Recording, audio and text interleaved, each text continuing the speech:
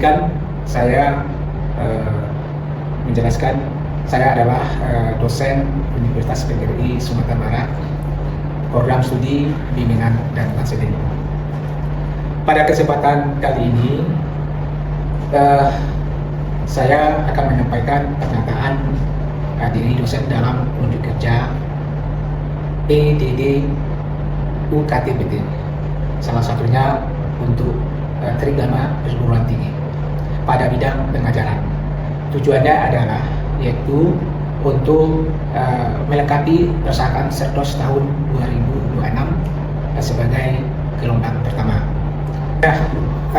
Mata kuliah yang saya ampuh dalam semester ini yaitu salah satunya adalah mata kuliah kesehatan mental. Mata kuliah ini berbobot 2 SKS. Nah, kemudian tujuan mata kuliah ini yakni membahas tentang hakikat cakupan dan perkembangan mental yang sehat dan memberikan gambaran dan pengertian yang mendalam mengenai hakikat mental itu sendiri, tentang berbagai aspek-aspek yang harus diperhatikan agar bisa kita menjadi rujukan dari publik nanti. Kemudian capaian pembelajaran lulusan atau CPL. Adapun CPL dalam mata kuliah ini, pertama itu capaian pembelajaran pertama menginternalisasi nilai norma etika akademik. Yang kedua itu CPL kedua menunjukkan sikap bertanggung jawab atas pekerjaan di bidang keahlian sesuai dengan kondisinya yang secara mandiri. Yang ketiga yaitu capaian CPL ketiga yaitu mampu menerapkan pemikiran logis, kritis, sistematis dan inovatif dalam konteks pengembangan dan implementasi ilmu pengetahuan dan teknologi, dan mengoptimalisasikan penerapan tentang nilai humaniora yang sesuai dengan bidang keahliannya. Sedangkan CPL kelima adalah menguasai konsep teoritis tentang bimbingan dan konseling, pendidikan psikologi, tentang sosiologi, sosial budaya, dan antropologi dalam penyelenggaraan layanan bimbingan dan konseling. Kemudian CPL ini akan diturunkan menjadi CPMK, capaian pembelajaran mata kuliah. Itu ada 6 capaian pembelajaran mata kuliah. Nah, CPMK 1 yaitu diharapkan mahasiswa mampu memahami dan menjelaskan konsep kesehatan mental. Sedangkan CPMK 2 yaitu mahasiswa mampu menganalisis dan memahami konsep coping strategy. Dan yang ketiga adalah mahasiswa mampu menganalisis memahami konsep metode kesehatan mental. Yang keempat adalah mahasiswa mampu mengendalikan dan menjalankan pengembangan kesehatan mental yang tentang berbagai sistem kehidupan. Dan CPMK 5 adalah mahasiswa yang menganalisis konsep upaya yaitu tentang pengembangan kesehatan mental. Yang keenam yaitu mahasiswa yang mampu menganalisis kasus-kasus kesehatan mental itu sendiri. Nanti akan diturunkan berbagai sub CPMK itu. Yang kedua yaitu pertama dalam sub CPMK pertama yaitu diharapkan mahasiswa itu memahami dan menjalankan konsep kesehatan mental. Sedangkan sub CPMK kedua itu mahasiswa menganalisis dan memahami konsep coping strategis. Dan yang sub CPM ketiga itu mampu menganalisis dan memahami konsep subjective well-being. Dan keempat, sub CPMK-nya adalah mampu menganalisis dan memahami konsep resiliensi. Dan untuk CPMK yang kelima adalah mahasiswa mampu menganalisis dan memahami konsep tentang mindfulness and faith. Dan sub CPMK 87 itu mahasiswa mampu mengenai dan menganalisis dan memahami tentang yaitu love and happiness. Dan sub CPMK 8 dan 9 yaitu mahasiswa diharapkan mampu menganalisis dan memahami mengembangkan yaitu tentang kesehatan mental dalam berbagai setting kehidupan. Yang terakhir yaitu tentang CPMK 9-10 yaitu mahasiswa harus mampu menganalisis konsep upaya konselor atau publika dalam pengembangan kesehatan mental itu sendiri. Nah, di dalam mata kuliah kesehatan mental ini buku atau sumber rujukannya pertama sekali yaitu sebagai sumber utama yaitu biasanya itu dipakai itu buku Samsul Yusuf tentang judul Mental Hygiene yaitu seorang dosen Bandung. Dan kemudian ada yaitu jurnal yang jurnal jurnalisme tentang gambaran itu gambaran tentang narapidana di kota Bukit Tinggi ya, dan berbagai lainnya seperti buku Marner tahun 2006 tentang konseling skill head psikologi, dan juga ditambah oleh buku pendukung yaitu tentang seperti Sentino dan Arjen dan lain sebagainya. Nah, di dalam mata kuliah kesehatan mental ini itu ada sekitar 16 pertemuan, termasuk ujian TS dan ujian akhir semester. Di mana pertemuan pertama membahas tentang orientasi perkuliahan, kedua adalah tentang kesehatan mental, yang ketiga adalah tentang bentuk-bentuk kebutuhan kesehatan mental. Yang keempat adalah tentang coping strategies, yang kelima adalah tentang yaitu konsep yaitu objective well-being, yang keenam tentang yaitu konsep resiliensi, ketujuh yaitu tentang yaitu mindfulness, yang ke-8 itu tentang love and happy ya, tentang happiness. Yang ke-9 ini yaitu TS 10 tentang love happiness, yang 11 tentang keselarasan dalam keluarga, kesehatan mental dalam keluarga, yang ke-12 itu kesehatan dalam di luar setting sekolah. Yang 13 yaitu pertemuan membahas tentang kesehatan mental di lingkungan masyarakat. Nah, dan terus yang terakhir 14 yaitu ya tentang membahas upaya konselor dalam mengembangkan kesehatan mental. Yang terakhir pertemuan 15 yaitu analisis kasus kesehatan mental itu sendiri. Di mana mata kuliah ini ya ada bobot penilaiannya. Di sini saya melakukan bobot penilaiannya yaitu diantaranya sikap yaitu sekitar 10%, sedangkan yang kedua adalah aktivitas partisipasi itu sekitar 5%, sedangkan keterampilan umum itu sekitar 25%, sedangkan keterampilan khusus 20%. Nah, kemudian itu ada WIS petugas sempurnanya 5%, kemudian UTS ada 10%, dan UAS atau ujian akhir semester ada sekitar 20%. Sedangkan pada pertemuan ini saya membahas yaitu tentang topik pertemuan ketiga, yakni yaitu bentuk-bentuk kebutuhan kesehatan mental. Selamat menyaksikan cuplikan berikut.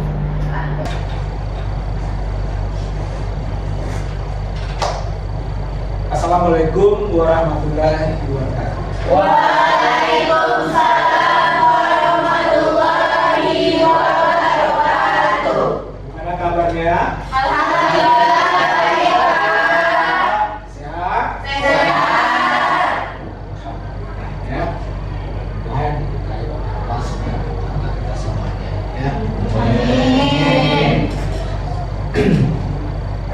Sebelum masuk ke materi hari ini, ya, Bapak ambil absen dulu. Ada yang bisa hadir? Ada Pak, ada. Siapa yang hadir? Pak, sakit Pak. Sakit. Ada yang lagi? Adit Pak juga sakit. Adit juga sakit. Ada yang lagi? Cukup Pak. Cukup. Jadi mudah-mudahan yang sakit bisa sembuh. Nah, sekarang kita ketemu lagi di mata kuliah kesehatan ya, di pertemuan ketiga. Ya. Pertemuan ketiga ini topiknya sangat menarik dan mendasar, penting bagi kita sebagai manusia. Yaitu topiknya adalah tentang bentuk-bentuk kebutuhan kesehatan atau kebutuhan kesehatan ya, sebagai manusia. Nah, sebelum kita membahas tentang topik tersebut, Bapak akan mereview ya tentang materi minggu sebelumnya ya. Kita telah membahas tentang konsep kesehatan mental. Ayo, siapa yang bisa menjelaskan tentang apa itu kesehatan mental? Coba. Sana. Mereka kesehatan mental adalah kesejahteraan atau keharmonisan antara fisiologis dan psikologis. Bagus. Terus ada yang lainnya? Saya Pak. Oke, Rabi. Baik. Kesehatan mental adalah kondisi emosional, psikologis, dan sosial yang mempengaruhi cara berpikir, merasakan, serta bertindak. Yes. Ada yang lain? Oke. Kesehatan mental itu ada yang baik dan ada yang terganggu Pak. Kalau yang baik itu kondisi ketika batin kita berada dalam keadaan tentram dan tenang. Kalau yang tidak yang terganggu itu akan mengalami gangguan suasana hati, kemampuan berpikir serta kendali emosi. Iya, bagus ya. Jadi secara konsep kita semuanya sudah paham ya apa itu kesehatan mental. Namun sebelum ya Bapak melanjutkan materi ini ya Bapak harus mendapatkan sub-CPK. Sub-CPK ya tentang topik kita hari ini. Pertama itu mahasiswa harus ya, memahami ya dan bisa memahami dan menjelaskan tentang keutuhan fisik ya dan kesehatan. Kedua yaitu mahasiswa itu harus mampu memahami dan menjelaskan tentang kebutuhan psikologis kesehatan mental.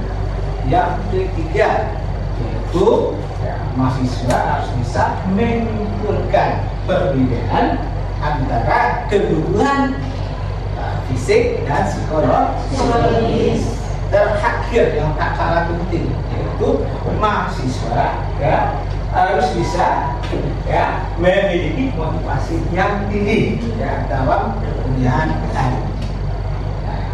Perkuliahan yang motivasi yang tinggi itu salah satu bentuk jaminan dari kesehatan mental ya. Oke. Terus ya dari ya yang berempat itu yang kita arahi dari ini ya urgensinya salah satunya adalah harus bisa membedakan ya. Terus yaitu kita lihat slide yang ketiga ini yaitu dua kategori kebutuhan kesehatan mental. Pertama adalah kategori yaitu fisik atau fisiologis. Nah di sini adalah salah satunya oksigen. Oksigen udara yang kita hidup bersama hari ini.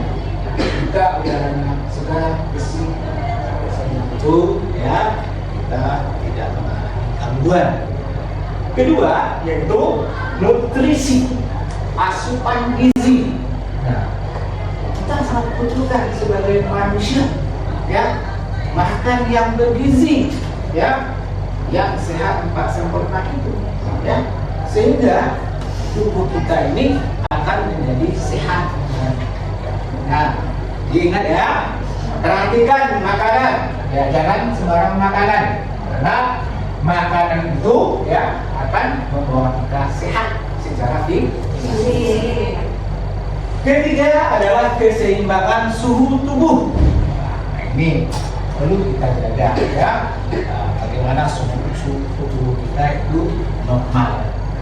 Keempat adalah eliminasi, bagaimana mengurangi sisa-sisa metabolisme di kecil besar ya, jangan ditahan-tahan ya, itu akan menjadi penyakit. Nah itu harus dibuang secara teratur sehingga itu tidak menjadi masalah gangguan secara fisik. Terakhir ya dari segi itu istirahat dan tidur. Loh di sini siapa yang sering bertanggung di sini? Ada? Ada. Dia silakan kita lihat. Ada Pak. Ada tidur Pak. Malam Pak. Susah tidur. Iya Pak. Itu susah tidur itu banyak faktornya. Ya, kalau Pak Aceh faktornya apa? Dunia kemarin Pak. Hah? Dunia kemarin. Coba dunia kemarin. Nah, karena nanti kalau memang itu apa kebiasaan itu kita akan ubah kebiasaannya. Ya, kalau itu memang apa penyakit yang bawaan sejak kecil, itu harus kita bantu dengan obat-obat. Ya, harus seperti itu ya. Terus adalah kebutuhan yaitu psikologis. Jadi psikologis ini kebutuhannya salah satu adalah rasa kasih sayang. Nah, jadi kita harus ciptakan itu kasih sayang ayah terhadap kita, kasih sayang terhadap kakak, saudara, kasih sayang persahabatan satu lokal, itu harus kita ciptakan sehingga itu membawa sehat mental kita. Ya, jalin komunikasi, ya, apalagi kita siap di kelas komunitas sehingga kita menciptakan yang baik-baik. Oke, yang berikutnya itu rasa memiliki, ya. Nah, apa yang kita memiliki misalnya kita kampus ini, ya, kita harus rasa memiliki, ya, walaupun kita sebagai mahasiswa di sini, ini harus saling menjaga. Nah, ini itu yang ya. Terus adalah harga diri.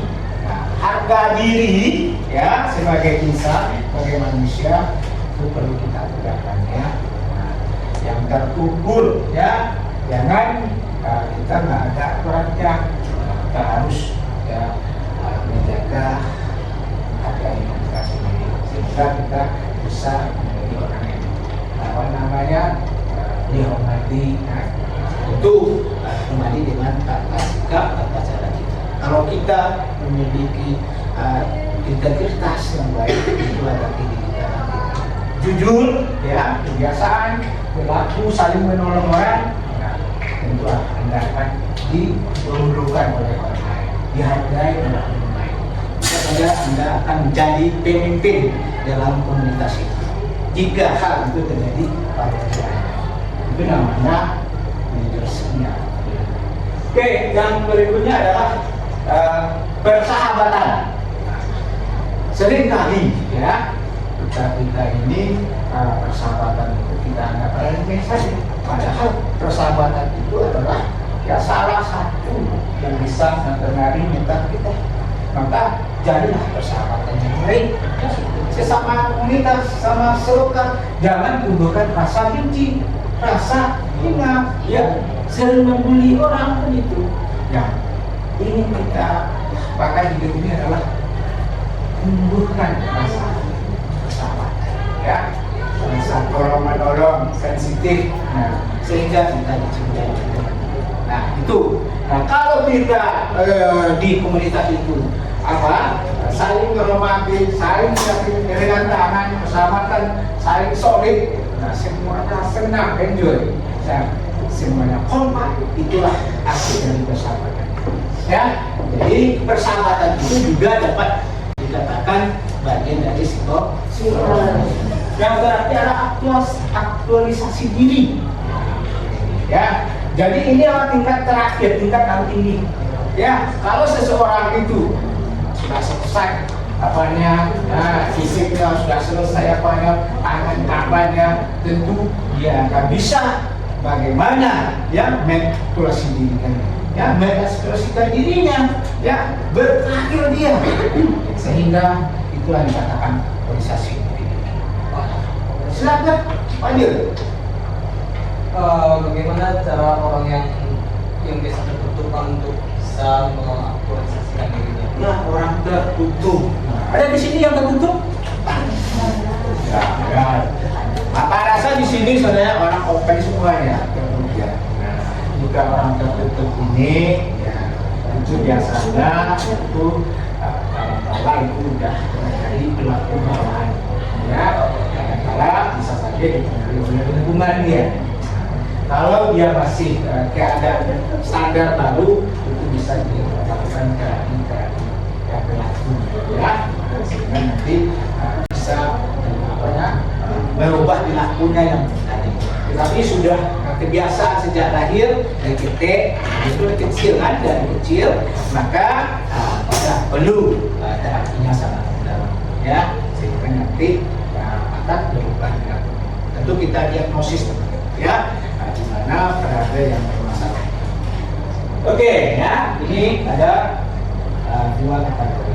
Nah, seiring dengan kedua tersebut, sejalan dengan pakar psikologis humanistis, ya.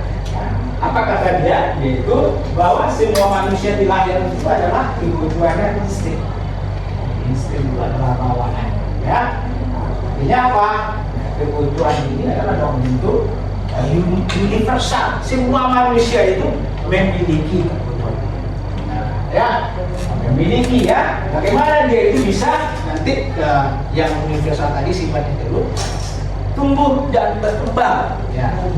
Ini tumbuh dan berkembang sepanjang hayat hidupnya. Ya, dia harus apa tadi kebutuhan tersebut ini yang di bawah itu harus dia ya dijaga dengan baik sehingga dia akan menjadi ya.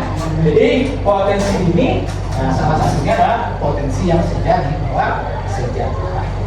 Oke. Terus ya slide berikutnya ini contoh yang Bapak tampilkan ini adalah bentuk dari kebutuhan psikologisnya, fisiologisnya dari gizi seimbang. Ini konkret nggak ya? Jadi yang sudah pasien itu tadi sedikit bahwa gizi yang seimbang ini sebagai manusia, ya, fisik kita membutuhkan, ya. Salah satunya ini ada bahwa sini ada beraneka ragam. Artinya sebagai manusia kita harus ya mengkonsumsi ya berbagai variasi makanan, ya. Tidak harus pasar buah, sayuran, ya, ikan, ya, sehingga tubuh kita sehat dan kuat, ya. Ketika kita melaksanakan aktivitas kita itu harus kuat, ya. Ya, itu artinya kita butuh itu, perlu itu, ya. Ya, bagaimana kita beraktivitas? Bagaimana kita beraktivitas? Oke, yang kedua adalah pola hidup bersih. Nah, jadi kita sangat dibutuhkan sekali adalah pola hidup bersih. Ada yang sini yang suka hidup yang tidak bersih?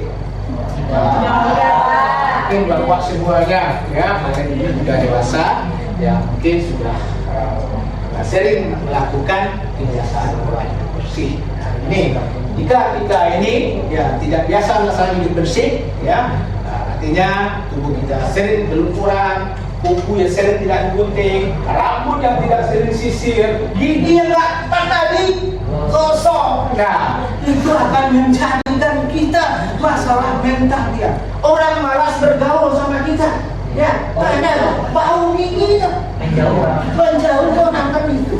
Nah, jadi untuk itu ya kita jaga kebersihan. Yang ketiga adalah pola hidup aktif. Aktif ini kita harus salah satunya adalah berolahraga. Pagi-pagi kita senam berolahraga, push up. Ya, bagaimana tubuh kita harus segar, ya. Tidak lalu, tidak tidur kita. Ya. Jangan kita sering bangun sampai jam 10. Ya. Kita harus pagi jam 5, bisa biasakan seperti itu supaya kita sehat. Ya. Yang terakhir adalah pantau berat badan. Ini penting ya, diperhatikan supaya kita tidak bermasalah. Nah, ini kan ada apa tadi tentang yaitu bagaimana menjaga bentuk kebutuhan fisik. Dan sekarang adalah bagaimana menjaga diri itu kan merawat diri sendiri. Nah, artinya di sini orang yang sehat mental itu harus bisa yaitu merawat dirinya. Dirawat dirinya. Pertama adalah fisik. Nah, fisik kemana? Yang seluruh tubuh kita, mulai dari rambut sampai ke ujung ujung kaki perlu kita rawat, perlu kita pupuk, perlu kita kita pelihara sehingga dia itu segar, ya. Jangan layu. Kedua adalah sosial. Nah, manusia itu adalah manusia sosial. Jadi kita harus bersosialisasi, harus bergaul, ya, harus saling tegur sapa, ya jangan sering mengurung diri dalam kamar. Ini ya. Jadi manusia itu yang kebanyakan yang sehat itu disebut dengan merawat diri, berkomunikasi sama orang, ya ngomong sama orang, diskusi sama teman-teman, ya harus terbuka, nah jangan tertutup sehingga permasalahan itu harus selesai. Ketiga adalah emosional. Nah, orang itu semua manusia pasti ada emosi, perasaan, ya. Perasaan positif, perasaan negatif. Kan ada emosi positif, ada emosi negatif. Nah, yang harus di sini kembangkan adalah emosi positif. Macam yang kawan itu jangan selalu sinis, harus positif. Ya, senyum, ya tegur sapa. Jangan kita menentu, ya. Inilah emosi. Yang terakhir adalah spiritual. Ini kan spiritual ini tentang ya. Nah, nama kita kan masing-masing kan punya. Kalau Islam, ya kalau Anda ya samping kita melaksanakan salat 5 waktu, kita melaksanakan sholat sunnah. Ya kalau ada kita bisa, ya ada sunnah. Yang lain bisa juga kita yoga, meditasi, ya sehingga menghilangkan ketegangan dari fisik. Ya, jadi ya tenang kalau kita sudah bersandar kepada sesuatu yang kita pegang, itu ketenangan ini kita akan kita sering sabar, ya sering tidak emosi. Dia ini gunanya spiritual, ya. Oke, nah, itulah ya dari pembahasan tadi ya tentang sebelumnya tentang bentuk-bentuk kebutuhan kebutuhan kesehatan mental. Jadi di sini siapa yang bisa menjelaskan menyimpulkan tentang perbedaan kebutuhan fisiologis dan kebutuhan psikologis tentang kesehatan mental? Ada yang sini yang bisa? Ya, silakan. Perbedaan kebutuhan fisiologis dan psikologis. Untuk fisiologis yang pertama semua kebutuhan dasar, yang kedua kebutuhan yang sama dimiliki hewan, yang ketiga manusia tidak dapat berfungsi dengan baik kecuali kebutuhan hidup terpenuhi, yang terakhir manusia dapat bertahan hidup hanya setelah memenuhi kebutuhan ini.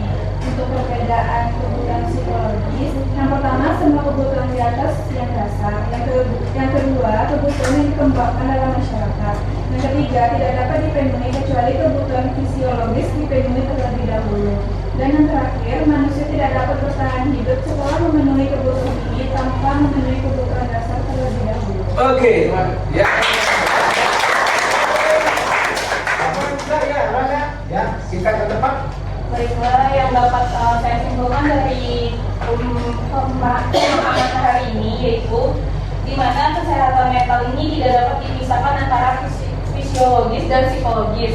Keduanya ini saling berkaitan sebab di mana fisik yang tidak sehat itu dapat mengganggu psikologis yang buruk juga, dan jika psikologis atau kita tidak dapat mengontrol stres itu juga akan mengganggu kesehatan fisik kita juga. Iya, bagus.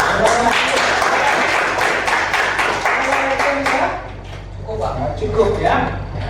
Oke ya, terima kasih atas semoga sudah bisa menyimpulkan tentang materi kebutuhan ini tentang bagaimana perbedaan tersebut yang jelas ya.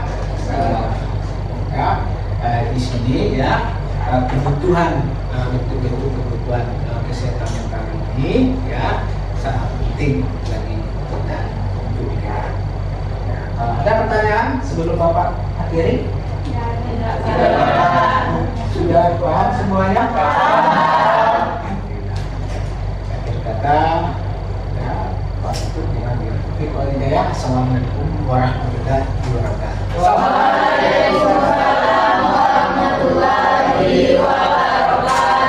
Demikianlah cuplikan video pembelajaran yang telah saya buat tadi. Salah janggal dari saya mohon maaf.